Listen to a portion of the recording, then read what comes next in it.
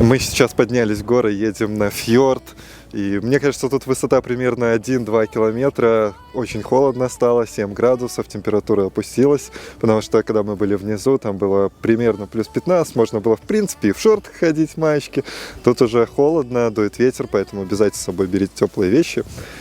И совершенно иной вид открывается. Тут уже нету деревьев, нету такой обильной растительности, просто травка, мох. И совершенно иначе ощущается Норвегия.